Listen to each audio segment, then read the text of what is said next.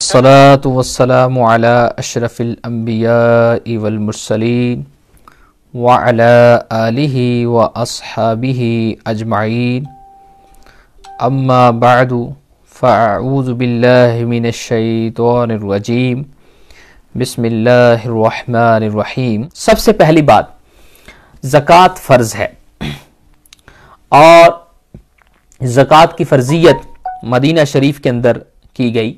जब इस्लाम जो है आका करीम अलैहिस्सलाम हिजरत करके मदीना शरीफ आए और फिर ज़कात के मसारिफ़ को भी बयान किया गया कि ज़कात आप सिर्फ इन्हीं मसारिफ़ में इस्तेमाल कर सकते हैं।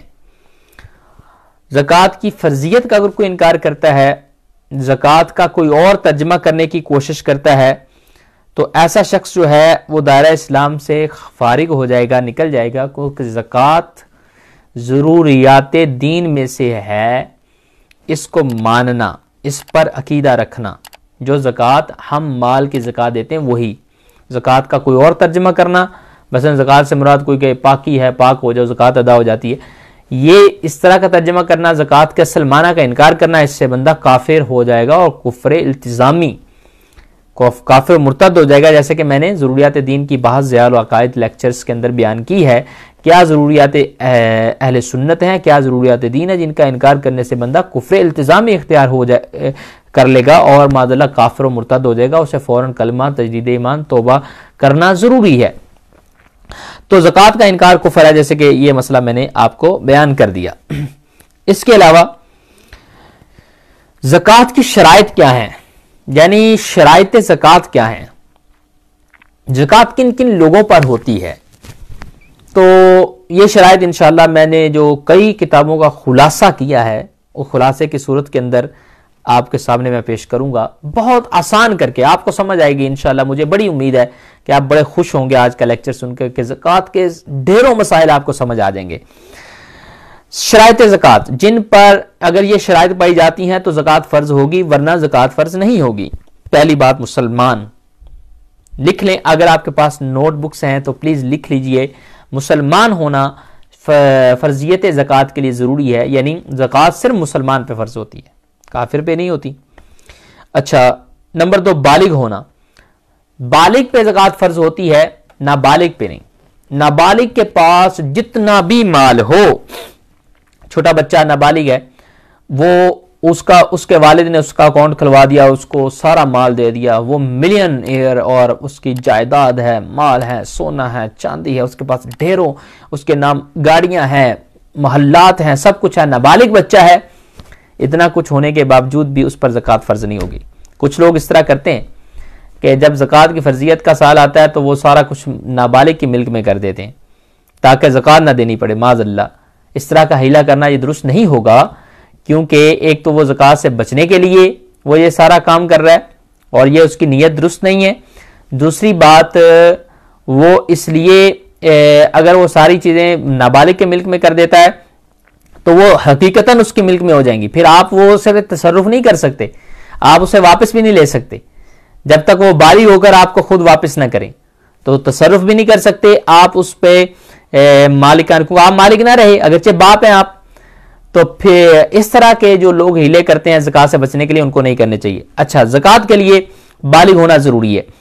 दूसरी, नंबर 3, आकिल होना ज़रूरी है। आकिल, मुझे मैं टीवी पे लाइव था तो मुझे सवाल हुआ कि एक हमारी यानी वालदा वगैरह या जो भी, उसका सवाल हुआ कि वो मजनून होगी, पागल हो गई हैं, क्या उन पर ज़कात फ़र्ज है।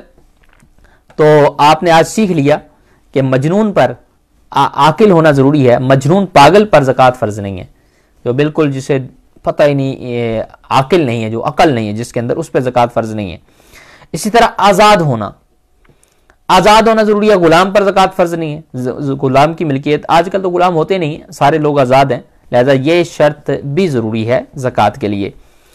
नंबर 5, माल के निसाब होना। मैं आगे इंशाल्लाह तफसील से अर्ज करूंगा माल के निसाब बंदा कैसे बनता है, क्योंकि ये लफ्ज़ आपने बार बार सुना, निसाब का मालिक होना। निसाब का मतलब क्या है? ज़कात का निसाब, जो ज़कात का निसाब है, मुअय्यन मिकदार है, वो अगर किसी के पास इतना माल हो तो उसे माल के निसाब कहा जाएगा, उस पर ज़कात फ़र्ज होगी। नंबर 6, माल पर उसका कब्जा भी हो, ये नहीं कि मालिक तो बहुत सी चीजों का कब्जा किसी पर भी नहीं है, लोगों ने कब्जा किया हुआ है। तो ऐसे शख्स पर अदायगी ज़कात उस वक्त फर्ज होगी जिसके पास माल बहुत है लेकिन कब्जा नहीं है, जब उसका कब्जा उसके पास आ जाएगा। जैसे कर्ज में उससे लोगों ने कर्ज लिया हुआ है बहुत सारा, प्रोविडेंट फंड्स वगैरह का मसला भी होता है, और इसके अलावा आगे मैं तफसील करूंगा कि कौन से माल आप मालिक हैं उसके लेकिन कब्जा नहीं है। जब कब्जा आएगा तो उस पर ज़कात फिर आपको कब कब देना होगी, पिछले सालों की भी देना जरूरी होगी। तो क्या उसका सिलसिला होगा, आगे मैं अर्ज करता हूं। नंबर 7, जो आपका निसाब है वो कर्ज से फारिग हो। कर्ज से फारिग मतलब होना, ऐसा ना हो कि आपके पास माल बहुत है, बहुत माल है आपके पास अल्लाह ने दिया हुआ, लेकिन वो सारा का सारा कर्ज के नीचे दबा हुआ है। कर्ज के नीचे मतलब उससे ज्यादा आपने लोगों का कर्ज देना है। आपके पास है बहुत, आपके पास लाखों पाउंड है, लेकिन आपने 3 लाख लोगों का कर्ज देना है, लिहाजा ऐसे शख्स पे फिर ज़कात फर्ज नहीं होगी क्योंकि उसने कर्जा ज्यादा देना है। अच्छा, नंबर 8, हाजत असलिया से फारिग होना। निसाब जो आपका पास माल है, निसाब है, वो हाजत असलिया में गर्क ना हो। मसलन आपके पास है, गाड़ी भी है, अच्छी गाड़ी भी है, अच्छा घर भी है, जो 6-7 मिलियन पाउंड का घर है, लेकिन वो आपके यूज में है, वो आपके यूज में हाजत असलिया के अंदर है, लिहाजा वो आपको ना तो माल के निसाब बनाता है, घर वगैरह जो आपके यूज में है, गाड़ी जो आपके यूज में है, और अदर अशिया जो इंशाल्लाह मैं जिसकी लिस्ट आपको आज दूंगा, ये चीजें बेसिक नीड्स में होती हैं, इनको ज़कात में शुमार नहीं करते, ना इन पर ज़कात होती, ना इनकी वजह से माल के निसाब होता है। वो भी इंशाल्लाह मैं लिस्ट पूरी आज तैयार करके लाया हूं, आपको लिस्ट दूंगा। लिहाजा वीडियो को शेयर भी करते जाएं ताकि आपके फ्रेंड्स का भी भला हो जाए, और आप सारे के सारे तवज्जो से पूरे 1 घंटे का लेक्चर सुनना है ताकि ज़कात के मसाइल के हवाले से आपको कभी कोई परेशानी ना हो। आप इजीली, फिर आपको आसान फार्मूले भी बताऊंगा कि आप 1 सेकंड में ज़कात अपनी कैसे निकाल सकते हैं। आसान फार्मूले भी आज बताऊंगा इंशाअल्लाह कि फौरी तौर पर आप ज़कात कैसे निकाल सकते हैं। और मुफ्तियान कराम जो लाइव बैठे होते हैं उनको सवाल आता है, फौरन वो स्ट्रेट वे कैसे बता देते हैं, उनके पीछे ट्रिक क्या है, वो जादुई फार्मूले कौन से हैं, वो कौन सा फार्मूला अप्लाई करते हैं, फौरन उनको मसला सामने आ जाता है, वो भी बताऊंगा आपको। ऐसे सीक्रेट्स आज लेकर आया हूं आपके लिए, तो इंशाअल्लाह आप के मुंह में पानी आ रहा होगा कि जल्दी जल्दी बता दें। इंशाअल्लाह ये सीक्रेट्स भी आपको आज मैं खोलूंगा। तो नंबर 9, कॉपी पे लिखते जाइए। नंबर 9, माले नामी होना। माले नामी ये लफ्ज अरबी का लफ्ज है और इसका माना होता है ऐसा माल जो बढ़ता है। जैसे माले तजारत बढ़ता है, माले तजारत आप चीजें खरीदते हैं, दुकान में रखते हैं, वो बढ़ती हैं, उनकी कीमत बढ़ती है, आप आगे प्राइस लगाकर उसको बेचते हैं। और इस तरह जो सोना चांदी है वो माले नामी हकीकत के एतबार से, अगरचे वो उसकी प्राइस बढ़े या ना बढ़े, लेकिन वो हकीकतन माले नामी में शुमार किया जाता है। शरीयत ने उसे शुमार किया। करेंसी है, करेंसी का अगरचे रेट कम हो रहा हो लेकिन करेंसी माले नामी में शुमार होती है। तो ये चीजें हैं माले नामी। माले नामी पर ही ज़कात फर्ज होती है। माले नामी का ही मालिक होने से साहिब निसाब बंदा बनता है। और माले गैर नामी का भी अगर मालिक है, उसके मालिक है और वो कितना है तो साहिब निसाब बन जाएगा, लेकिन ज़कात उस पर माले गैर नामी पे नहीं होती। आगे आ रहा है इंशाल्लाह, इसकी तफसील करता हूं आसान वर्ड्स में। नंबर 10, इस्लामी हिसाब से साल गुजरना, यह भी शर्त है। इस्लामी हिसाब से साल गुजरना शर्त है निसाब के लिए, यानी ज़कात की फर्ज अदायगी की फर्जियत के लिए। बाद लोग जनवरी फरवरी का हिसाब करते हैं, ये इस तरह नहीं। अगर आप जानबूझ के ताखीर करेंगे ज़कात की अदायगी में, आपका साल गुजर गया, फॉर एग्जांपल रमजान की 4 तारीख को आपका साल गुजर गया और आप आखिरी अशरे में ज़कात दे रहे हैं, ये जानबूझकर आप कर रहे हैं ताखीर, और ताखीर करना गुनाह है। तो आप गुनाहगार मत होइए, अपना हिसाब कीजिए कब आप माल के निसाब होते हैं और कब आपके पास इतना माल है। 230 पाउंड यूके के पाउंड है, 230 पाउंड कब आपके पास आते हैं, और इसके बाद ज्यादा माल आपका बढ़ता रहता है। और वो साल की वो तारीख, वो दिन नोट कर लें इस्लामी साल का, और आइंदा उसी से पहले पहले भी आप ज़कात दे सकते हैं। उस दिन आपको ज़कात देना जरूरी है। ताखीर करेंगे तो गुनाहगार होंगे। लोग रमजान का इंतजार कर रहे होते हैं कि रमजान में ज़कात देंगे, ऐसे लोग भी जरा तवज्जो फरमाएं। अगर उनका साल पहले पूरा हो गया तो रमजान में वो ज़कात देने से गुनाहगार होंगे, क्योंकि ज़कात तो उनकी अदा हो जाएगी, क्योंकि ताखीर का गुनाह उनको मिलेगा, उन्होंने बिला वजह ताखीर की है। अगर रमजान में आप ज़कात देना चाहते तो पहले दे लेना। पिछला जो रमजान गुजरा, आप साहिब निसाब अगर हैं साल के शुरू में, तो आप पहले भी अपनी ज़कात अदा कर सकते हैं। यह भी मिसकंसेप्शन लोगों के अंदर बड़ी मौजूद है, यह मसला भी लिख लें कि ज़कात की अदायगी साल के अंदर भी दी जा सकती है, तो 1 महीने बाद भी दी जा सकती है, साल के पूरा होने के बाद देना तो जरूरी हो जाएगा। यानी पहले ताजीलन भी ज़कात दी जा सकती है।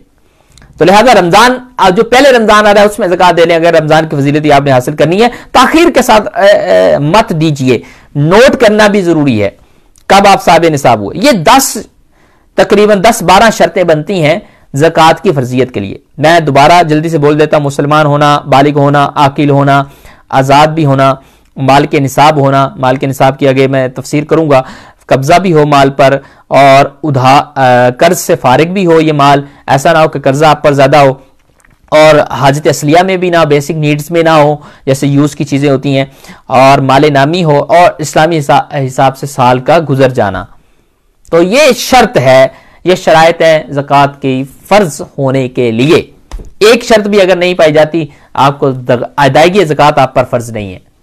एक शर्त भी अगर इनमें से नहीं पाई जाती, तो कितनी इंपॉर्टेंट शराइत, इनका याद करना कितना जरूरी है। आगे नंबर 2 के कौन से मालों पर ज़कात है, कौन से मालों पर ज़कात है, इनके अलावा ज़कात नहीं है। लोग बड़े परेशान होते हैं, जी मेरी फ्लैट है, मैं फ्लैट, उस पर ज़कात मेरी फर्ज है कि नहीं है, मेरा एक घर एक्स्ट्रा है, उस पर ज़कात फर्ज है कि नहीं है, मेरे पास 4 गाड़ियां हैं, उस पर ज़कात फर्ज है कि नहीं है, पाकिस्तान में मैंने कोठी बना रखी है, उस पर ज़कात फर्ज है कि नहीं है। लोग बड़े मसाइल इस तरह के पूछते हैं। अब मैं आपको बता रहा हूं कि किन मालों पर ज़कात है, वो लिख लीजिए। फकत उन्हीं पर ज़कात है, इसके अलावा किसी और माल पर ज़कात फर्ज नहीं है। लिख लीजिए, बहुत आप फिंगर टिप्स पे से याद कर सकते हैं। नंबर 1 सोना, सोने में ज़कात फर्ज है।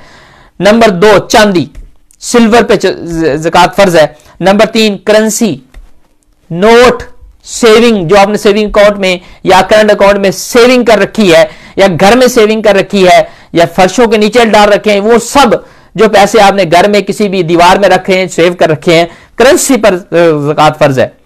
करेंसी के साथ कई और सूरतें भी, प्राइज बॉन्ड है, यूके में भी प्राइज बॉन्ड लोग खरीदते हैं, पाकिस्तान में भी खरीदते हैं, तो प्राइज बॉन्ड भी करेंसी की एक सूरत है, लिहाजा वो भी जमा कर लें, वो भी करेंसी के अंदर शामिल होंगे, उस पर भी ज़कात फर्ज है। नंबर 4 माल तजारत, आपने ग्रोसरी की शॉप खोल रखी है, आपने मीट की शॉप खोल रखी है, किसी की शॉप है बड़ी, आपका मॉल है, शॉपिंग मॉल है, ये जितनी चीजें आपने तजारत के लिए खरीद रखी हैं, इन तमाम चीजों पर ज़कात फर्ज है। इनकी वैल्यू निकालें और वैल्यू निकाल के उस पर ज़कात की फर्जी है। माल तजारत, ट्रेडिंग, वेल्थ जितनी भी आपकी है, उस पर ज़कात फर्ज है। आप जमीन का कारोबार करते हैं, आपने प्लॉट खरीदे हुए हैं और आपने बेचने के लिए खरीदे, नियत आपकी बेचना है, वो भी माल तजारत में शामिल हो जाएगा। गाड़ियों का कारोबार करते हैं, नियत आपकी उनको बेचना है, जितनी गाड़ियां आपके शोरूम में खड़ी हैं उन सब की नियत आपकी बेचना है, तो वो आप माल तजारत आपने खरीदी भी इसी नियत से थी, लिहाजा वो भी माल तजारत में होगी, उन तमाम पर भी ज़कात फर्ज होगी। इसी तरह आप क्यास करते जाएं, माल तजारत क्या क्या क्या क्या आज जदीद शक्लें माल तजारत की हो सकती हैं। लिहाजा आज का लेक्चर इंतहाई इंपॉर्टेंट है। मैं आपको एक्सप्लेन करके मॉडर्न लाइफ जो आप गुजार रहे हैं, जदीद दौर से गुजर रहे हैं, तो इसी तरह के वर्ड्स इस्तेमाल करके आपको समझाना चाहता हूं ज़कात किस किस पर होती है, किस किस पर नहीं होती। ये 4 माल जिस पे ज़कात आज फर्ज है। मैंने जानवरों का जिक्र नहीं किया, हां जानवरों पर भी ज़कात फर्ज होती है, लेकिन उनके लिए शराइत आजकल ज्यादातर लोग उस तरह के जानवर रखते नहीं है। मसलन जानवर अक्सर साल का अक्सर हिस्सा अगर चरें यानी जंगल से चरकर खाते हों, सिर्फ उन्हीं जानवरों पर ज़कात फर्ज होती है।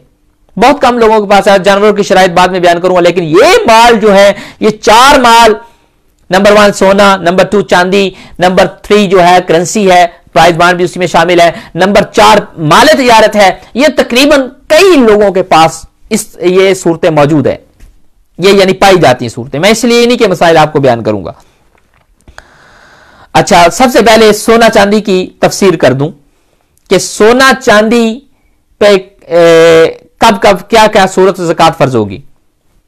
नंबर, ये दोनों चीजें अगरचे आपके पास ईंटों के ब्रिक्स, छोटी छोटी सोने की ब्रिक्स मौजूद है, या जेवरात की सूरत में मौजूद है, या सोना चांदी के बर्तन घर में मौजूद है, इस्तेमाल में आपके हैं या नहीं है, खालिस हैं या मिलावट वाले हैं। ये कल मुझसे सवाल हुआ, मेरे पास सोना है लेकिन वो 10 कैरेट का है। कैरेट पैमाना इस्तेमाल होता है इसकी खालिस को जानने के लिए, कितना खालिस सोना है।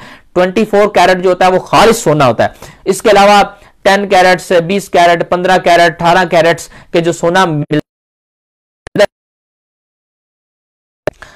थोड़ा सा माल मिलावट वाला भी होता है। तो जो सोना वो मिलावट वाला हो या दूसरा हो, उस पे दोनों सूरतों में ज़कात फर्ज है। इसके अलावा किसी भी यानी जिसमें सोना, जिसको गालिब सोना हो, जिसमें कैरेट उसका 18 हो, 20 हो, जो भी कैरेट हो, उस पर ज़कात फर्ज होगी। और बर्तन की सूरत में घर में सोना पड़ा, उस पर भी ज़कात फर्ज होगी। आप जेवरात यूज करते हैं या नहीं करते, ज़कात फर्ज होगी। बाद लोग कहते हैं जी जेवरात तो हम यूज ही नहीं करते, तब भी ज़कात फर्ज होगी। बात कहते हैं वो तो यूज में है, आपने कहा यूज वाली चीजों पे ज़कात फर्ज नहीं होती। नहीं, सोना चांदी अगरचे यूज में है ज़कात फर्ज होगी। वो दीगर चीजों के बारे में कायदा कुलिया है कि वो यूज में हो तो हाजत असलिया में शुमार होती हैं, लिहाजा उन पर ज़कात नहीं होती। सोना चांदी अगरचे यूज में हो तब भी ज़कात देना जरूरी है। इतना इंपॉर्टेंट ये लेक्चर है, मैं अभी इसलिए वाजे करके हर चीज को बता रहा हूं ताकि आपके सारे ऑब्जेक्शन ज़कात के हवाले से रिमूव हो जाएं। अच्छा, सोना चांदी की सूरत में ज़कात देनी है। और माल ज़कात जो करेंसी है उस पर ज़कात, करेंसी आपके पास आपके मुल्क की हो या बैरून मुल्क की हो, जैसे पाउंड अगर कोई पाकिस्तान में ले जाए, पाउंड पर भी ज़कात फर्ज है, पाकिस्तानी माल पर, करेंसी पर भी ज़कात फर्ज है। वो या प्राइस बॉन्ड की सूरत में आपके पास मौजूद है तब भी उस पर जरूरी है, या आपने उसे इन्वेस्ट किया हुआ है करेंसी को, उन पर भी इन्वेस्ट, करेंसी पर भी ज़कात जरूरी है। किसी को कर्ज दिया आपने करेंसी, तो उस पर भी आपने ज़कात देनी है। बाद लोग सवाल करते हैं ज़कात मैंने देनी है उसने देनी, वो खुदा के बंदे आपने तो उसको कर्ज दी है, मालिक तो आप हैं, लिहाजा उसकी ज़कात भी आपने देनी है। कर्ज देने का सवाब आपको मिलेगा, ज़कात आपने देनी है उसकी। अच्छा, आपने देनी है, ये पहली मर्तबा पता सुना है आपने। अगर पहली मर्तबा सुना है तो बहुत खूब, लेकिन ज़कात आपने देनी क्योंकि आपने उसे कर्ज दिया है। मालिक आप हैं, वो नहीं, वो तो बेचारा उसके यूज का मालिक बना है, उससे नफा लेने का मालिक बना है। आप मालिक हैं, उससे आपने कर्ज उससे लेना है, ज़कात आपने देनी है। अच्छा, माल तिजारत, बेचने की नीयत से जो चीज भी आपने खरीदी है, प्लॉट है, गाड़ी है, जैसे मैंने शोरूम की मिसालें दी, ग्रोसरी शॉप के अंदर 300-400 आइटम्स हैं, जो जो चीज आपने बेचने के लिए खरीदी है वो माल तिजारत है। माल तिजारत के बदले में जो चीज खरीदी गई वो भी माल तिजारत है, बशर्ते के खरीदारी से लेकर अब तक नीयत तिजारत तब्दील ना की हो। आपने नीयत तिजारत नहीं बदली, अभी तक नहीं बदली, यानी वो माल तिजारत में शुमार होती है, यानी आपने सारी चीजें बेचने के लिए खरीदी हैं तो वो माल तिजारत होगी। उन सब का हिसाब करके उनकी वैल्यू निकाल के उन पर ज़कात देना जरूरी है। ज़कात नहीं देंगे, बाद लोग हिसाब ही नहीं करते जी, उक्का मुक्का दे देते हैं। ये उक्का मुक्का नहीं चलेगा मेरे भाई। ज़कात की जो वहीदात हैं, अगर आप कुरान और सुन्नत से पढ़ें आप कांप जाएं। ये माल आपके लिए वबाल कैसे बनेगा, आप काम जाएंगे। लिहाजा सबकी ज़कात दें, आपका माल कमी नहीं होगा। मुझसे लिखवा लें, मैं आज लिख कर देने के लिए तैयार हूं। अगर आप हिसाब करके ज़कात देना शुरू कर दें, आइंदा साल आपका फायदा ही होगा, नफा ही होगा, माल में कमी नहीं होगी। बड़े बड़े ताजिर जो लोग जो एक एक महीनों में लाखों मिलियन पाउंड कमाते थे, आज कोरोना की वजह से बैठे घर बैठे हैं। तसल्ली आ गई ना, तसल्ली हो गई, चुप करके बैठे, कोई फील नहीं कर रहा, ठीक है यार सबके साथ है ये बीमारी, तो इतना नुकसान बर्दाश्त कर लिया है, थोड़ी सी ज़कात बर्दाश्त नहीं करते हम, उसका हिसाब नहीं निकालते। ये इस तरह की वबाएं बर्दाश्त कर लेते हैं, इतना हमारा नुकसान हो जाता, आग लग जाती, फैक्ट्री ये हो जाता, वो हो जाता है, वो सब बर्दाश्त है। ज़कात बर्दाश्त क्यों नहीं मेरे भाई, क्यों नहीं खुशी दिल से दे। मेरे रब ने कहा है ये लो माल मैंने अल्लाह के रास्ते में दिया, यार क्यों नहीं इस तरह करते आप। अच्छा, ज़कात के मसाइल पे तवज्जो कीजिए। माल तिजारत के लिए अगर आपने नीयत नहीं बदली, उसे बेचने के लिए लिया हुआ, सब पर ज़कात फर्ज है। जितने प्लॉट आपने बेचने के लिए लिए सब पर ज़कात जरूरी है, उनकी वैल्यू निकाली। लेकिन अगर आपने नीयत बदल ली, मसलन 10 गाड़ियां आपने बेचने के लिए खरीदी, माले तजारत बन गई। फिर आपने कहा यार चलो रख लेते हैं। जैसे ही आपने रख लेने की नीयत की कि मैं इसे रख लेता हूं, अपने बेटे को दे दूंगा, उसको दे दूंगा, दे देता हूं, मैं मालिक बन जाता हूं इसका, तो उसी वक्त वो माले तजारत से निकल गई, उससे पे आप ज़कात फर्ज नहीं होगी। ये मैं इसलिए नहीं बता रहा कि आप हिले करना शुरू हो गए, चलो यार ये सारी ग्रोसरी की शॉप मैं रख लेता हूं ताकि इस पे ज़कात फर्ज ना हो। ना, इस तरह करने के लिए मैंने मसला नहीं बताया।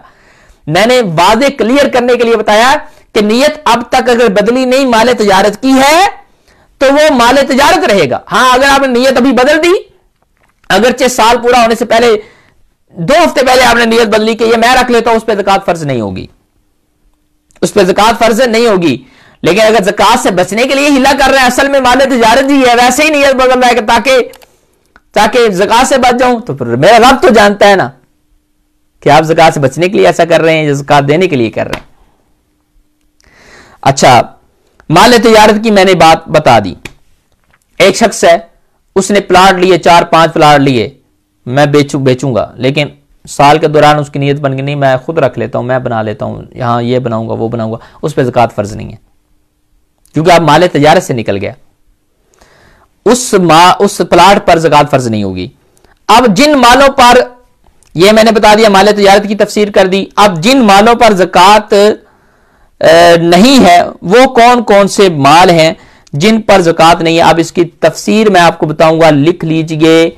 इन पर ज़कात नहीं है, दुनिया का कोई मुफ्ती, कोई आलिम इन पर ज़कात का हुक्म नहीं लगा सकता, इन पर माल ज़कात नहीं है, फर्ज नहीं है। आप बड़े बड़े बिजनेसमैन मेरी इस तकरीर को सुनकर बड़े खुश होंगे, ओहो यार मैं तो समझता था इस पर ज़कात है। नंबर 1, हाजत असलिया वाला माल। हाजत असलिया वाला माल जो बेसिक नीड्स में आपके घर में सामान है, सारा बेसिक नीड्स में है, आपके 2 घर हैं, अगर दोनों आपकी ज़रूरियात में है, अगर आपका बहुत बड़ा शोरूम है, सारा का सारा आपकी ज़रूरियात में शामिल है, मसलन आप वहाँ पर अपनी गाड़ियाँ खड़ी करते हैं, तो पूरे शोरूम पे ज़कात नहीं है। हाँ, गाड़ियाँ बेचने के लिए वो माल तिजारत में आ गई, उन पर ज़कात है। आपने 300-400 आपके मकान है, 300-400 यूके में मकान जिसके पास हो उसे बादशाह बनने की भी जरूरत नहीं होती। लेकिन अगर किसी के पास 300-400 मकान है, 300-400 मकानों पर ज़कात फर्ज नहीं है। हाँ, इनके रेंट्स पर ज़कात फर्ज है। जो रेंट आप मिलता है वो जितनी अमाउंट में है, वो आपकी सेविंग जो आप रेंट उस पर साल गुजरता है, तो उस पर ज़कात फर्ज है। 300-400 मकानों पर ज़कात फर्ज नहीं है। इस तरह पाकिस्तान में अंदर 200-400 आपकी दुकानें हैं, दुकानों पर ज़कात फर्ज नहीं है। दुकानें अगर वो बेचने के लिए नहीं आपने खरीदी, दुकानों पर ज़कात फर्ज नहीं, उनका जो रेंट है उन पर ज़कात फर्ज है। और हाजत असलिया वाला माल जितना भी आपका यूज में, उस पर ज़कात फर्ज नहीं है। इसी तरह माले गैर नामी हाजत असलिया के अंदर, पहले मैं बता दूं, इसकी तफसीर कर दूं, वो चीज़ें जो अमूमी तौर पर इंसान ज़िंदगी गुजारने के लिए उसके ज़रूरत होती है और इनके बगैर गुज़र औकात में शदीद तंगी और दुश्वारी बंदे को महसूस होती है, वो हाजत असलिया में है। वो कौन कौन सी चीज़ें हैं? जैसे घर का सामान, खानादारी का सामान है, चूल्हा है, जो भी है, रहने का मकान है, सवारी है, गाड़ी है, गाड़ी भी हाजत असलिया में है यूके के अंदर, ज़रूरत की किताबें उलमा के लिए, और सर्दी गर्मी में पहनने के कपड़े हैं, और खाने पीने की ज़रूरी खुराक है, पेशा वाराना टूल्स हैं, जो जैसे बिल्डर का काम करना है उसके सारे जो बिल्डर के टूल्स हैं वो भी बड़े महंगे महंगे टूल्स होते हैं, तो वो भी हाजत असलिया में आते हैं।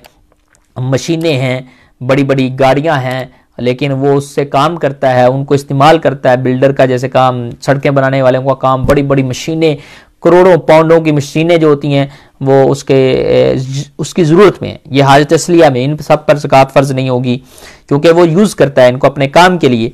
हाजत असलिया में फ़िलहाल खर्च करने के लिए कर्ज या मकान या दुकान का जो अभी किराया है, यूटिलिटी बिल्स हैं जो आपने बिल देने हैं, जो आ चुके हैं, जो अभी आपने दिए नहीं, ये सारे, इतनी सारी जो रकम है, बिल्स की रकम है, किराए की रकम है, दुकान के किराए की रकम है, ये सब हाजत असलिया में शुमार होती है क्योंकि अभी आपने इनको देना है। अब बिल्स आ चुके हैं, साल पूरा होने से पहले वो सारे बिल आपने पे करने हैं, तो ये सारे हाजात असलिया के अंदर गोया के शुमार होते हैं। इनको ज़कात देते वक्त आपने नफ़ी करना है, माइनस कर देना है अपनी अमाउंट से। इसी तरह जिन मालों पर ज़कात नहीं है, मतलब मकान पर ज़कात नहीं, मैंने आपको 300-400 मकानों की मिसालें दी, जिसके 400 मकान भी है, मकानों पर ज़कात फर्ज नहीं होती। हाँ, उनके रेंट्स पर ज़कात फर्ज है, रेंट का हिसाब निकाल के, मकानों की वैल्यू का हिसाब निकाल के ज़कात नहीं फर्ज कि वैल्यूज निकालेंगे आप, ना ना ना, रेंट जो मिल रहा है उस पर ज़कात फर्ज है, उसका हिसाब आप निकालेंगे। इसके अलावा फर्नीचर है, उस पर ज़कात नहीं है। फर्नीचर क्योंकि माल गैर नामी है, फर्नीचर आपके पास बहुत ज्यादा है, उस पर ज़कात फर्ज नहीं है। हाँ, आपको साहिब निसाब वो बना देगी बहुत ज्यादा। इसी तरह गोदाम है आपके पास, किताबें हैं, दुकान है, फ्लैट्स हैं आपके, फ्लैट्स आपने बहुत सारे लिए हुए हैं, फ्लैटों पर ज़कात फर्ज नहीं, उनके रेंट्स पर ज़कात फर्ज है। मोबाइल आपके इतने मोबाइल हैं, पूरा शोरूम आपका मोबाइल ही है, मोबाइल ही मोबाइल आपके पास है, मोबाइलों पर ज़कात फर्ज नहीं है। लेकिन अगर बेचने के लिए है तो वो माल तिजारत में आ गए, फिर ज़कात फर्ज हो गई। बेचने के लिए खरीदें अगर, तो वो आपके ज़कात आप पर फर्ज हो जाती है। इसी तरह ही लैपटॉप्स हैं आपके पास, बहुत सारे लैपटॉप्स हैं, उन पर ज़कात लैपटॉप्स पे फर्ज नहीं, बेचने के लिए है तो माल तिजारत में आ गए, तो लिहाजा वो फर्ज होगी ज़कात। अगर घर में रखने के लिए है या वैसे आपने रखे हुए हैं, उन पर ज़कात फर्ज नहीं है, या आपका लैपटॉप उस पर ज़कात फर्ज नहीं है। सीसीटीवी कैमराज हैं आपके पास, कैमराज लगे, उन पर ज़कात फर्ज नहीं है। जनरेटर्स हैं, खाली प्लॉट्स आपके बहुत से प्लॉट्स हैं पाकिस्तान में, आपने मुख्तलिफ स्कीम्स में प्लॉट्स लिए हुए हैं, उन पर ज़कात फर्ज नहीं है। अगर बेचने के लिए लिए, बेचने के लिए खरीदे हैं तो फिर ज़कात फर्ज होगी, क्योंकि माल तिजारत। मैं बार बार बेचने का लफ्ज़ बोल रहा हूं ताकि ये मसला आपके ज़हन नशीन हो जाए। इसी तरह ही फैक्ट्री की ज़मीन और अमारत है, जो फैक्ट्री जहां आपने बनाई है, ना ज़मीन पर ज़कात है ना अमारत पर। मुझे एक फ़ोन आया, कह रहा है मैं फैक्ट्री की ज़मीन की भी ज़कात निकालता हूं। मैंने कहा उस पर ज़कात फर्ज नहीं है, फैक्ट्री की ज़मीन पर भी, फैक्ट्री की अमारत पर भी ज़कात फर्ज नहीं है। जो माल आप निकालते हैं बेचने के लिए, उस पर ज़कात फर्ज है। अच्छा, औजार टूल्स जैसे मैंने आपको बताया, अकाउंटर टेबल्स हैं, कार हैं, और इसके अलावा खेल का सामान है, किराए पर दी हुई दुकान है, दुकानों पर ज़कात फर्ज नहीं, किराए रेंट पर ज़कात आपने देनी है। और फ्रिज है, ज़रूरत से ज़ायद कपड़े घर में पड़े हुए हैं, फार्म हाउस है, फैक्ट्री मशीनें हैं, और दुकान के शोकेस वगैरह हैं, टीवी है, डिश है, LCDs वगैरह हैं आपके पास, आर्टिफिशियल जेवरात हैं, हीरे जवाहरात। हीरा हालांकि सोने से भी कीमती होता है, उस पर ज़कात फर्ज नहीं है, मोतियों पर ज़कात फर्ज नहीं है। हाँ, अगर बेचने के लिए आपने लिए हुए हैं तो उन पर ज़कात फर्ज होगा, क्योंकि वो माल तिजारत में आ गए, उस पर सेकंड कुलिया लग गया। तो इसी तरह इस तज़ीन और आराइश, लोग अपने घरों को बड़ा मुज़य्यन करते, डेकोरेट करते, डेकोरेशन पर ज़कात फर्ज नहीं है। इसलिए घर या दुकान में लगा AC है, उस पर ज़कात फर्ज नहीं है। और किराए पर दिया गया रक्षा है, किराए पर दिया हुआ घर है, ये घरों पर भी किराए पे जो रेंट पे दिए हुए हैं उन पर ज़कात फर्ज नहीं है। रेंट जो मिलेगा उस पर ज़कात फर्ज है, क्योंकि वो करेंसी की सूरत में आपको मिलेगा, उस पर ज़कात फर्ज है। तो ये जो मैंने पूरी लिस्ट आपको बताई, इन पर ज़कात फर्ज नहीं है। हाँ, इनको अगर माल तिजारत बना लें, यानी बेचने के लिए आप ले लें, तो फिर ज़कात माल तिजारत होने की वजह से फर्ज होगी, वरना ज़कात इन पर फर्ज नहीं है। अच्छा, ये आपको अब आओ निसाब ज़कात क्या है, जो आपको मैंने कहा था आगे मैं एक्सप्लेन करूंगा कि ज़कात का माल के निसाब, जो लफ्ज़ हम बोलते हैं बार बार कि अगर कोई माल के निसाब होगा, निसाब क्या है, व्हाट इज निसाब?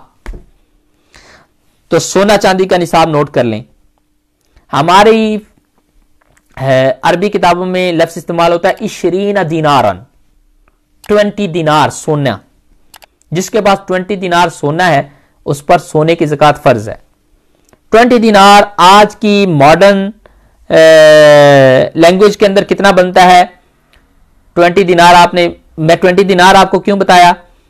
वो इसलिए बताया क्योंकि अगर अरबी किताब से आप पढ़ने जाएंगे वहां इशरीना दिनारन लिखा होगा, तो मॉडर्न लैंग्वेज के अंदर उसे क्या कहते हैं? उसे कहते हैं 7.5 तोला। अब 7.5 तोला पाकिस्तान इंडिया में इस्तेमाल होता है, तोला इधर तो नहीं इस्तेमाल होता। ग्राम में बताएं तो ग्राम भी आप लिख लें, कितना सोना ग्राम में होगा तो उस पर ज़कात फर्ज है। ग्राम लिख लिए, उसके मैंने निकाले हैं 87.48 ग्राम।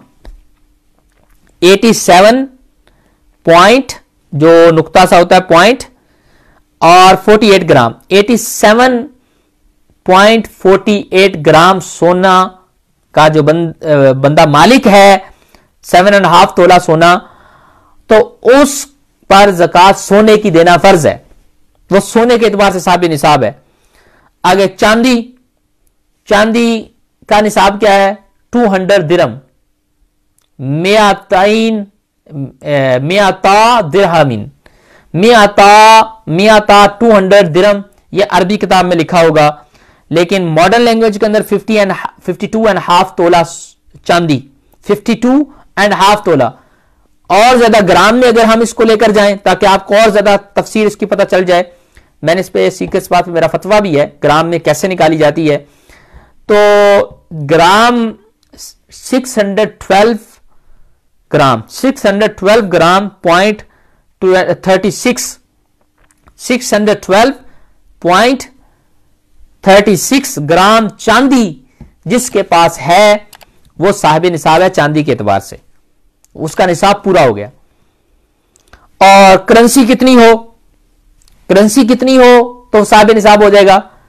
करेंसी जिसके पास इतनी है कि वो 612 ग्राम चांदी खरीद सकता है, जैसे मैंने बयान की, उतनी वैल्यू की करेंसी है उसके पास, तो उस पर ज़कात फर्ज बन जाती है करेंसी के एतबार से। यानी चांदी की कीमत के बराबर, चांदी 52.5 तोले की जो कीमत है, अगर करेंसी उतनी है तो वो साहिब निसाब करेंसी के एतबार से बनता है। मसलन आज अगर हम हिसाब निकाले, अभी गूगल करें कि चांदी 52.5 तोला कितने की बनती है, उसकी कीमत आती है 44,000 आएगी पाकिस्तानी, 44,000 पाकिस्तानी। इंडियन में भी मेरे ख्याल में थोड़ा सा पीछे आ जाएगा, यानी 3,000 से ऊपर आएगी कीमत, आप मालूम कर लें। और पाउंड्स आते हैं 230 पाउंड्स के करीब करीब गालिबन अमाउंट आती है कि 52.5 तोला चांदी की कीमत 230 पाउंड्स के करीब करीब है। तो जिसके पास इतनी करेंसी है किसी भी मुल्क की, प्राइस बांड इतने हैं 230 पाउंड्स के करीब करीब वो पहुंचते हैं, पाकिस्तानी 44,000 के करीब करीब वो पहुंचते हैं, तो वो साहिब निसाब बन जाता है। इतनी अगर किसी पास करेंसी है वो साहिब निसाब करेंसी के एतबार से बन जाता है। अच्छा, माल तिजारत कितना हो? माल तिजारत के भी इतना होना जरूरी है कि उसकी कीमत जो है 52.5 तोला चांदी सिल्वर के बराबर हो जाए, तो वो साहिब निसाब माल तिजारत के एतबार से हो जाता है।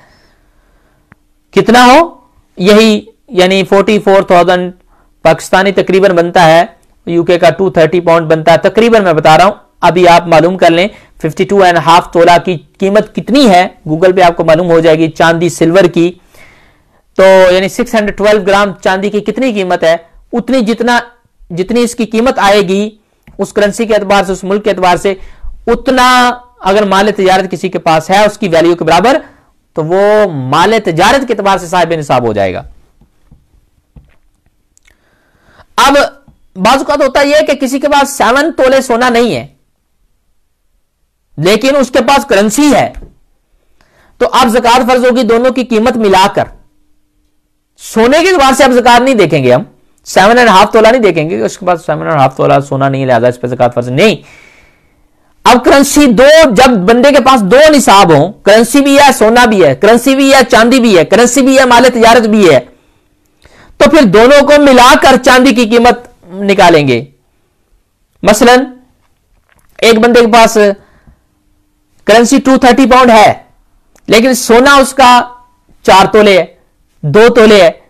अब सोने की जो कीमत है, सोने की जो कीमत वो निकालेंगे हम कि 4 तोले सोना कितने का है। अच्छा, 4 तोले सोना फॉर एग्जाम्पल इतने लाख का है, पाकिस्तानी इतने लाख का है, या इतने 100 पाउंड का है, वो मिलाएंगे करेंसी में। आप टोटल करेंसी के अंदर ज़कात देंगे, टोटल करेंसी के उस अमाउंट पे ज़कात देंगे हम, क्योंकि अभी ज़कात हम सोने पर नहीं दे रहे, सोने की कीमत पर दे रहे हैं, लिहाजा कीमत और करेंसी दोनों मिक्स करेंगे।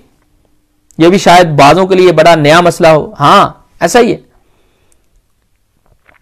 सोने की जब करेंसी के साथ कीमत निकाली जाए तो चांदी की कीमत के बराबर पे साहिब निसाब बन जाएंगे। अच्छा, ये आपको समझ आ गई होगी, उम्मीद है आपको अच्छे तरीके से समझ आ गई होगी। नहीं आई तो आप सवाल कर सकते हैं, इंशाल्लाह मैं सवाल का जवाब भी दूंगा।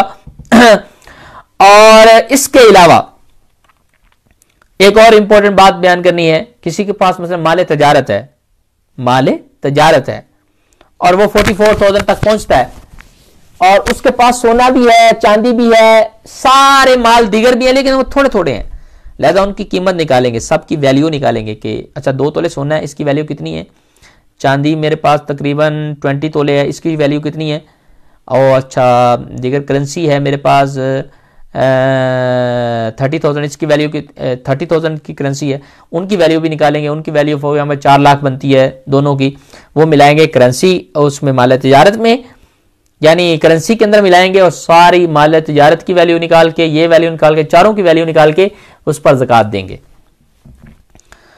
अच्छा, ज़कात निकालने का आसान तरीका आपने कहा था मैं बताऊंगा, तो बताइए, आप नोट कर लीजिए, बहुत आसान तरीका है ज़कात आपकी कैलकुलेट करने का, इसको कैलकुलेटर ऑफ ज़कात कह लें आप, बहुत आसान तरीका बताने लगा हूं।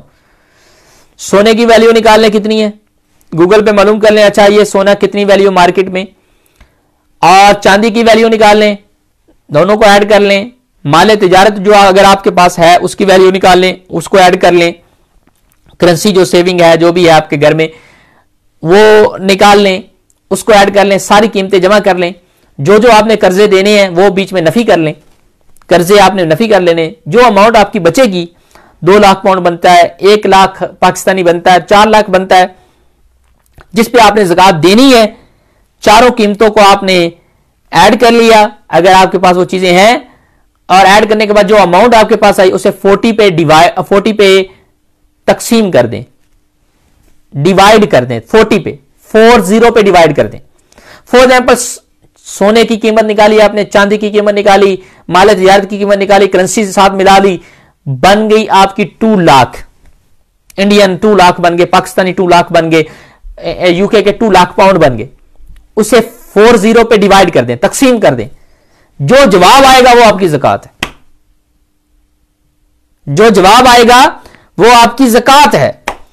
कितना आसान तरीका मैंने आपको बताया, 40 पे डिवाइड कर दें, 40 पे डिवाइड कर दें, जो जवाब आएगा वो आपकी ज़कात है।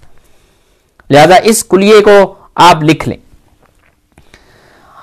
अब आई बात ज़कात तो आपको निकालनी आ गई, अच्छा किन मालों पे निकालनी है वो भी आपको पता चल गया, कौन कौन से माल है, बकिया पे ज़कात फर्ज नहीं, सारे मैंने एक्सप्लेन कर दिए। लोग मिसकंसेप्शन का शिकार है, वो समझते इस पे भी शायद फर्ज है, इस पे भी फर्ज है, मैंने आपको बता दिया कि माल गैर नामी पे ज़कात फर्ज, सिर्फ 4 मालों पे ज़कात फर्ज है और उनकी कीमतों को ऐड करना, अगर आपके पास वो 4 माल हैं तो आप इजीली उसकी कीमत निकाल सकते हैं। अच्छा फिर आगे, ज़कात देनी किनको है?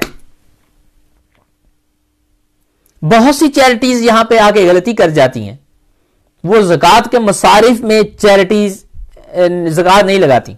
इसी तरह पाकिस्तान के बैंक जो ज़कात काटते हैं वो उससे पुल बना रहे होते हैं, स्कूल बना रहे होते हैं, फलाना, ना बिल्डिंग बनाने पे ज़कात लग सकती है, ना पुल बनाने पे लग सकती है, ना सड़कें बनाने पे लग सकती है, ना कुएं खोदने पे लग सकती है, ना और किसी इन बिल्डिंगों पे ज़कातें नहीं लग सकती। ज़कात के मसारिफ रब ने कुरान में बयान फरमाए हैं, ज़कात फकत उन्हीं पे लगेगी। शायद मेरा ये वर्ड्स बड़ा हार्ड हो किसी पर, मैं सही कह रहा हूं, जो ज़कात का गलत इस्तेमाल कर रहे हैं तौबा इस्तिगफार कर लें। ज़कात मसारिफ में इस्तेमाल होती है, वो मुसारिफ रब ने खुद बयान फरमाया कुरान में। सुनिए, अल्लाह ताला कुरान में फरमाता है, इन्नमस सदक़ात, बेशक ज़कात सदके जो हैं, सदके वाजिबा, लिल फुकरा, वो फकीरों के लिए है। फकीरों का माल सड़कों पे मत लगाइए, बिल्डिंगों पे मत लगाइए, फुकरा के लिए है, मसाकीनों के लिए है। अल्लाह ताला ने फरमाया वल आमिलीना अलैहा, और जो ज़कात कलेक्ट करने वाले हैं आमिलीन, जो बादशाह की तरफ से मुकर्रर होते थे पहले, और आज अगर किसी मुफ्ती इस्लाम किसी को मुकर्रर करता है वो भी आमिल बन जाएगा। मुफ्ती इस्लाम अगर किसी को मुकर्रर करता है कि ये ज़कात कलेक्टर है, उस पर भी ज़कात सर्फ की जा सकती है, उसकी उजरत उस ज़कात से दी जा सकती है। वल मुअल्लफती क़ुलूबुहुम, और इस्लाम की तरफ माइल करने के लिए पहले ज़कात दी जाती थी, आज ये साकित हो गया। आज हम किसी को काफिर को ज़कात नहीं दे सकते, माइल करने के लिए ज़कात इस्तेमाल नहीं हो सकती। व फिर रिकाब, वलगारिमीन वफी सबीलिल्लाहि वब्निस सबील फरीदतम मिनल्लाहि वल्लाहु अलीमुन हकीम। पारा नंबर 10 है, सूरह तौबा, आयत नंबर 60 है। उसमें मसारिफ ज़कात बयान हुए। फरमाते हैं कि गर्दने छुड़ाने में, जो कैदी हैं उनको छुड़ाने में ज़कात इस्तेमाल की जा सकती है। वलगारिमीन, और कर्जदारों को ज़कात दी जा सकती है जो बहुत कर्जे के नीचे दबे हुए हैं, लेकिन शरीफ फकीर वो हों। ऐसा नहीं कि कर्जे के नीचे हैं लेकिन उससे ज्यादा माल उनका अपना घर में पड़ा हुआ है, या उनका उससे ज्यादा माल या प्लाटों की सूरत में पड़ा हुआ है, जमीनों की सूरत में पड़ा हुआ है, तो उनको ज़कात फिर नहीं दी जा सकती। इसी तरह वब्न फी सबीलिल्लाह, जो मुसाफिर हैं, अल्लाह की राह में हैं, अल्लाह की राह में उनको भी ज़कात दी जा सकती। तालिब इल्म इसी के अंदर आता है, तलब इल्म जो कर रहा है, लेकिन वो शरीफ फकीर अगर है, बहुत से तालिब इल्म बहुत से अमीर भी होते हैं, उनको ज़कात नहीं लग सकती। शरीफ फकीर तालिब इल्म को ज़कात लगती है, वो इसमें आता है फी सबीलिल्लाह में। वब्न सबील, वब्न सबील मुसाफिर को कहते हैं अरबी में।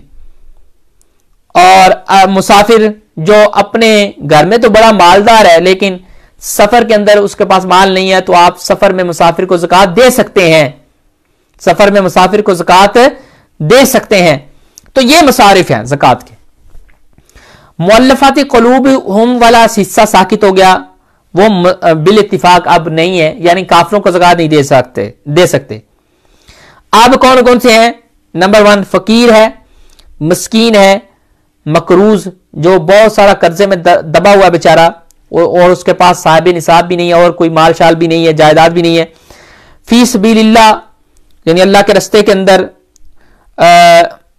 जैसे मोहताज हाजी है, मोहताज हाजी है, मसलन मोहताज हाजी हज पे गया हुआ, आपके साथ हज पे सफर कर रहा है, लेकिन वो ज़कात उसके पास नहीं है, मतलब उसके पास पैसे नहीं है बेचारे के पास, तो उसको ज़कात आप दे सकते हैं, मोहताज हाजी को।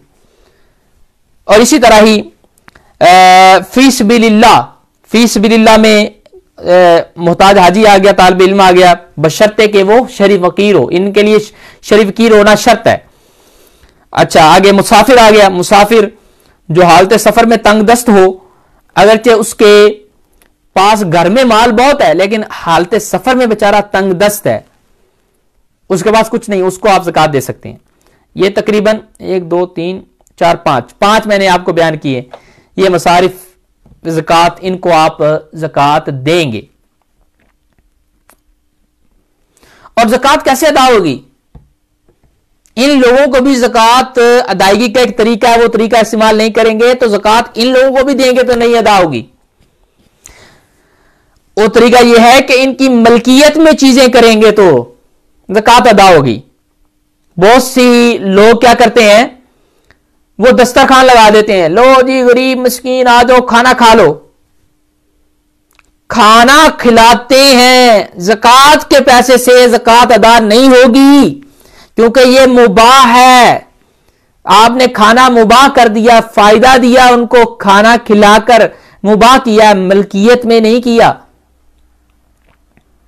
मलकियत में तब होगा कि चीजें खरीद कर ज़कात के पैसों की उसको दे दो, वो बेचे, वो किसी को दे, वो खुद खाए ना खाए, ये मलकियत होती है। उसको दस्तरखान पे बिठा के खाना खिला दिया, इससे ज़कात अदा नहीं होगी। पानी के लिए कुआं आपने खो दिया, ज़कात अदा नहीं होगी, अगरचे उससे फकीर लोग पीते हो, क्योंकि आपने मिल्क में नहीं किया, मुबाह किया है। ये मुबाह मिल्कियत में देना ज़कात के लिए शर्त है। मलकियत में तब पैसे उसकी मिल्क में दे दो, लो भाई आप इस्तेमाल करो, खाओ पियो जो मर्जी करो, या किसी को दो, यह है मिल्क में देना, उसको मुकम्मल तसर्रुफात का आपने मालिक बना दिया। इसी तरह ही किसी और बिल्डिंग बनाने पर ज़कात आपने लगा दी, अगरचे उसमें फकीर रहते हैं, गरीब रहते हैं, यतीम रहते हैं। ये कराची के लोग अगर मुझे सुन रहे हैं, बहुत से वेलफेयर लोग चलाने वाले हैं पाकिस्तान के अंदर, इधर भी चलाने वाले हैं, वो बिल्डिंगें ज़कात से बना रहे होते हैं। अल अमान वल हफीज, बिल्डिंगों पे ज़कात नहीं लग सकती, मैं वादे तौर पे बता रहा हूं। अगर उसमें फकीर रहेंगे, यतीम रहेंगे, बेवा औरतें रहेंगी, जब तक आप वो किसी मिल्क में नहीं करते, पैसा मिल्क में करके मिल्क में दे रहे हैं उसकी, वो फिर आगे बिल्डिंग के लिए दे दे, उससे फिर बिल्डिंग बनाई जाए। मिल्कियत शर्त है, बिल्डिंग मिल्क में नहीं। हां, अगर आप घर बनाकर किसी की मिल्क में कर देते हैं, ज़कात के पैसे से घर बनाया, घर बना के किसी को दे दिया, ये लियो ज़कात के लिए, इसको कबूल कर लें, ज़कात अदा तब होगी, किसी एक को देना पड़ेगा, किसी एक की मिल्क में करना पड़ेगा, या किसी ज्यादा की मिल्क में करना पड़ेगा, देना पड़ेगा। ये नहीं कि हर बंदा आके रह सकता है, जा सकता है। ये तो आपने नफा दिया है, मिल्क में कोई चीज नहीं दी। तो ये मिल्क में देने वाली चीजें ये समझना जरूरी है। बहुत से लोग कहते हैं यार हमने तो फकीरों के लिए किया है ना, कुआं खोदा है ना, फकीरों के लिए किया है ना, हमने तो यतीमों बेवाओं के लिए किया है ना। और भाई यतीमों बेवाओं के लिए करना बहुत अच्छी बात है, ज़कात के लिए एक असूल है, वो असूल आपका इस्तेमाल करना जरूरी है। अच्छा, ये मिल्क वाला फार्मूला आपने कहां से निकाल लिया? अल्लाह ताला ने कुरान पाक में फरमाया, मैंने कहीं से नहीं निकाला।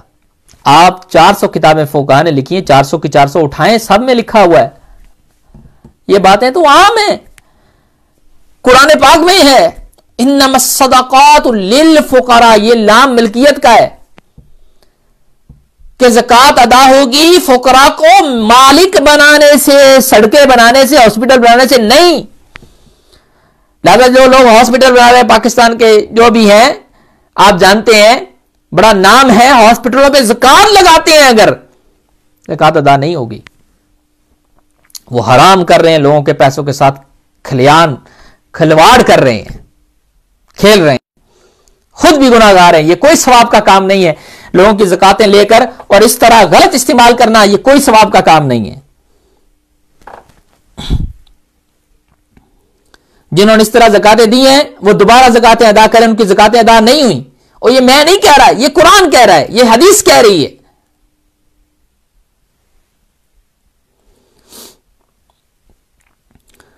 अच्छा, मुस्तहिक ज़कात शरीफ फकीर कौन है? अब मुस्तहिक ज़कात कौन है, सवाल यहां पर। ज़कात मिल्क में करने वाला फार्मूला मैंने समझा दिया। अब ज़कात देनी किसको है? शरीफ फकीर तो आपने सुन लिया, लेकिन शरीफ फकीर कब होता है? वो लोग कहते हैं यतीम है, बच्चा है, हमने उसको ज़कात दे दी। अगर वो अमीर हुआ तो, अगर चाहिए यतीम है आप ज़कात नहीं दे सकते। कह रहे कि मैं बेवाओं को ज़कात देता हूं। मैंने कहा अगर उनके पास सोना हुआ तो? कह रहे फिर क्या है, बेवा है। और भाई बेवा को ज़कात, ये कोई फार्मूला शरीयत ने इस्लाम बयान नहीं किया कि बेवा को ज़कात दे दे आप। इस्लाम ने कहा शरीफ फकीर हो, वो बेवा हो या यतीम हो या कोई आम बंदा हो। कह रहे जी एक बंदा है, मैं उसको ज़कात नहीं देता। मैंने कहा क्यों नहीं? कहते जी वो हटा कटा कमाता है। और भाई शरीयत इस्लामिया ने ये शर्त लगाई है आपको हट्टा कट्टा कमाता उसको आप ज़कात नहीं दे सकते। शरीयत ने ये कहा है जो हट्टा कट्टा कमाता भी है लेकिन वो शरीफ फकीर है, उसको ज़कात दे सकते हैं। ये कुलिया है ही नहीं कि वो यतीम हो, बेवा हो, फलाना हो। ये कुलिया शरीयत ने बयान नहीं किया मेरे भाई, जो आपने ज़हन में सेट कर रखा है। अब आइए मैं आपको बताता हूं शरीफ फकीर कौन होता है। जिस बंदे के पास 612 तोले चांदी नहीं है, चांदी नहीं है या इसकी कीमत नहीं है, 612 ग्राम चांदी नहीं है या इसकी कीमत नहीं है, या उसकी कीमत यानी कोई प्लाट इतनी कीमत के बराबर नहीं है, या सोना इतनी कीमत के बराबर घर में नहीं है, या दुकान कोई एक्स्ट्रा इतनी कीमत के बराबर नहीं है, घर में कोई एक्स्ट्रा सामान है जरूरियात के अलावा इतनी कीमत के बराबर नहीं है, वो शरीफ फकीर है। अगर आप किसी बेवा को देना चाहते हैं ज़कात दें, लेकिन आप देख लें कि पाकिस्तानी 44,000 इसकी मिल्कियत में तो नहीं है, कोई प्लाट तो इसके नाम नहीं है, 44,000 के बराबर सोना घर में मौजूद तो नहीं जो इसकी मिल्क में है,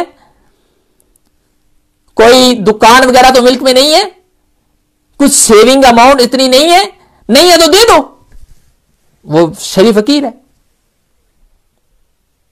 कोई चेक करता है इस तरह? बताइए कोई चेक करता है ज़कात देते वक्त? नहीं जी, बस बेवा है जी दे दो ज़कात। सारे मोहल्ले वाले उसको ज़कातें दे रहे होते हैं, हालांकि वो ज़कातें ले लेके अमीर बन चुकी होती है, उसको ज़कात बेवा है ज़कात दे रहे हैं। घर में सोना उसके कड़े सोने के हैं, बेवा है ज़कात दे रहे हैं। और खुदा के बंदो अहकाम इस्लामिया सीखो, जाहिल मत बनो।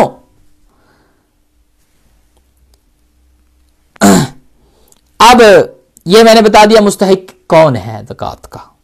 मुस्तहिक पहचानने के लिए क्या क्या शर्तें जरूरी हैं, ये पहचाना जरूरी है। अब बेवा अगर सय्यदा हो उसको ज़कात दे देंगे आप? ज़कात नहीं लगेगी, सय्यदा है वो। यतीम बच्चा जिसके पास, यतीम है वो लेकिन उसके पास उसका नाम प्लाट है, उसके नाम एक्स्ट्रा कोई जमीन है जो 44,000 पाकिस्तानी पहुंचती है, 230 पाउंड यूके के बराबर है, वो साहिब निसाब हो गया, उसको ज़कात नहीं दे सकते आप, वो तो अमीर है अगरचे यतीम है।